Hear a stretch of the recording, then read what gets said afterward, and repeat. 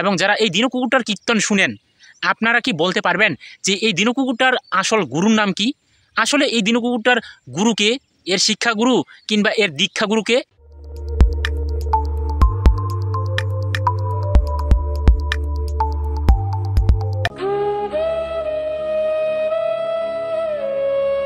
আমি কথা দিচ্ছি, পশ্চিম বাংলার বুকে কেন গোটা ওয়ার্ল্ডে যদি কোনো মানুষ বলতে পেরেছে আমার প্রশ্নের উত্তর, এই দিনু কুকুরটা কীর্তনের আসরে দাঁড়িয়ে শুধু মানুষকে প্রশ্ন করে যায়।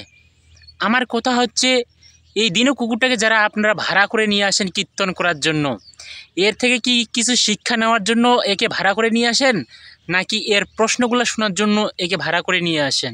আচ্ছা, বাদ দিলাম সে কথা। যারা একে ভাড়া করে নিয়ে আসেন এর কীর্তন শোনার জন্য, এটা তাদের ব্যক্তিগত ব্যাপার। এখন আমার প্রশ্ন হচ্ছে, যারা দিনু কুকুরটার ভক্ত আছেন এবং যারা এই দিনু কুকুরটার কীর্তন শুনেন, আপনারা কি বলতে পারবেন যে এই দিনু কুকুরটার আসল গুরুর নাম কি? আসলে এই দিনু কুকুরটার গুরুকে, এর শিক্ষাগুরু কিংবা এর দীক্ষাগুরুকে, নাকি এই গুরুবিহীন একজন কীর্তনিয়া? আপনারা যারা এই দিনু কুকুরটার ভক্ত, আপনাদের যদি কারো জানার থাকে যে দিনু কুকুরটার আসল গুরুকে, অবশ্যই আমার এই ভিডিওটির কমেন্টে একটু দয়া করে জানিয়ে দিয়ে যাবেন। আমি এই দিনু কুকুরটার গুরুটাকে একটু দেখতে চাই যে এই দিনু কুকুরটার গুরুটা আসলে কে। কোন গুরু একে এমন শিক্ষা দিয়ে ছেড়ে দিয়েছে যে কীর্তনের আসরে দাঁড়িয়ে শুধু মানুষকে প্রশ্ন ছুড়ে দিবে, মানুষের নামে বদনাম ছড়াবে, শাস্ত্রের নামে বদনাম ছড়াবে? এমন কোন গুরু আছে? একে কোন গুরু শিক্ষা দিয়েছে?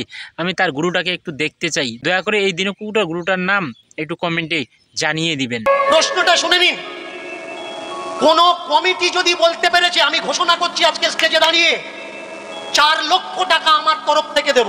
এই দিনু কুকুরটার কথা শুনে বোঝা যাচ্ছে জোচ্চুরি আর চিটিংবাজি করে এই দিনু কুকুরটা ভালোই টাকা কামিয়েছে। আমরা আগে শুনেছি যে এই দিনু কুকুরটা 60,000, 70,000, 1 লাখ টাকা পর্যন্ত নিয়ে তারপরে কীর্তনের আসরে আসে, তাছাড়া কীর্তনের আসরে আসে না। আর সেই টাকাগুলো যে নিয়ে কীর্তন করার জন্য, সেই টাকাগুলো দিয়ে নাকি সে বই কিনে, যেই বইগুলোর দাম এতটাই বেশি। চিটিংবাজি আর জোচ্চুরি করে দিনু কুকুরটার এখন এতটাই টাকা বেশি হয়ে গেছে যে কীর্তনের আসরে কুমুটির লোকদেরকে এখন চ্যালেঞ্জ করে যে এই প্রশ্নের উত্তর দিতে পারলে 1 লাখ টাকা দিব, এই প্রশ্নের উত্তর দিতে পারলে 2 লাখ টাকা দিব, এই প্রশ্নের উত্তর দিতে পারলে 4 লাখ টাকা দিব। অর্থাৎ মানে টাকার ছড়াছড়ি। দিনু কুকুরটা বাটপাড়ি আর জোচ্চুরি করে এতটাই টাকা কামিয়েছে, তার টাকা থোয়ার এখন জায়গা নেই। এবার আপনারা যদি বলেন আমরা পাবো কোথায়, কেন কীর্তনিয়ারা তো কীর্তন করতে আসে, তাদেরকে ধরুন না। আপনারা না হয় বই পড়েন না, তারা তো পড়ে। এই দিনু কুকুরটাকে আপনারা কি ভাড়া করে নিয়ে আসেন এইসব প্রশ্ন নেওয়ার জন্য? দেখেন, এই দিনু কুকুরটাকে আপনারা ভাড়া করে নিয়ে এসেছেন কীর্তন শোনার জন্য, ধর্মীয় জ্ঞান পাওয়ার জন্য, কিন্তু এই দিনু কুকুরটা অন্যান্য কীর্তনিয়াদেরকে দেখিয়ে দিচ্ছে।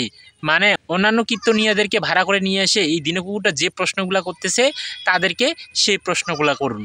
এই দিনু কুকুরটা কতটা চিটিংবাজ আর ভণ্ড! অন্যান্য কীর্তনিয়াদেরকে এই দিনু কুকুরটা কতটা ছোট মনে করে একবার ভেবে দেখেছেন? এই দিনু কুকুরটা নিজেকে বিশ্বের সেরা পণ্ডিত মনে করে, এই জন্য এই দিনু কুকুরটা এভাবে কীর্তনের আসরে বলতেছে।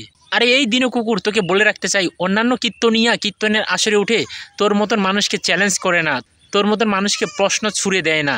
তারা মানুষকে ভগবান শ্রীকৃষ্ণের নীলা কীর্তন শোনায়, ধর্মীয় তত্ত্বজ্ঞান মানুষকে দিয়ে থাকে। তোর মতন ধর্মের নিন্দা, শাস্ত্রের নিন্দা, দেবীদের নিন্দা সেই সমস্ত কীর্তনিয়া করে না।